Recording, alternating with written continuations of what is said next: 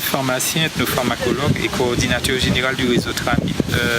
C'est de monter une plantothèque d'urgence, ce qu'on appelle une plantothèque municipale d'urgence, c'est-à-dire une collection de plantes qui va permettre à la population de Trouocha, alias du COS, de se soigner en harmonie avec la tradition populaire et en comptant sur les avancées scientifiques qui ont été apportées par le réseau Tramil sur la connaissance des plantes.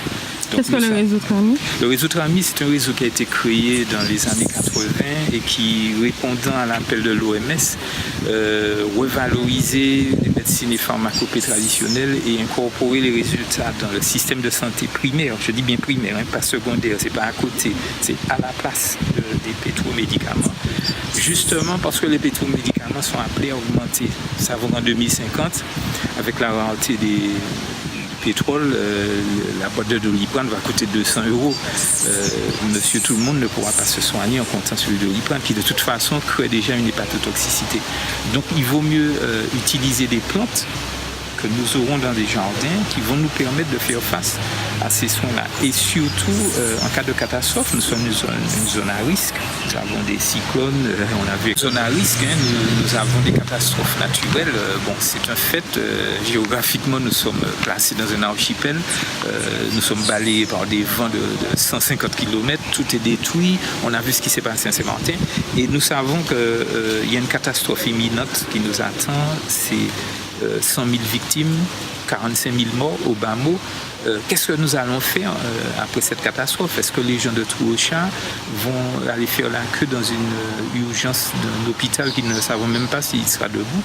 Ou est-ce que nous allons préférentiellement utiliser les ressources que nos grands-parents nous ont laissées et qu'ils utilisaient justement de cette façon-là sur l'habitation? Parce qu'à l'époque, il n'y avait pas d'habitat, il n'y avait pas d'urgence.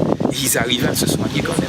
Donc il faut que nous ayons le réflexe de récupérer ce savoir de nos grands-parents, cette façon d'être de nos grands-parents et le savoir de nos grands-parents tel qu'il est validé par le réseau Tramil. Apprendre à faire une compresse de oreilles moutons sur une entorse en écrasant la nervure. Oui, mais il faut avoir les oreilles moutons dans un espace. Et il faut que les gens de la cité La Marie, par exemple, aient déjà appris à faire ça. Ce qu'il faut avoir fait la formation avant la catastrophe, c'est-à-dire maintenant. Et nous sommes déjà en retard, parce que n'importe quel moment, le cyclone ou le tremblement de terre va arriver sur nous.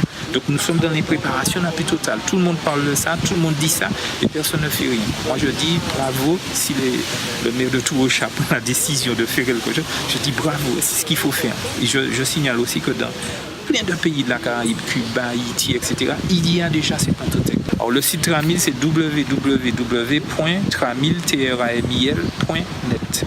Voilà.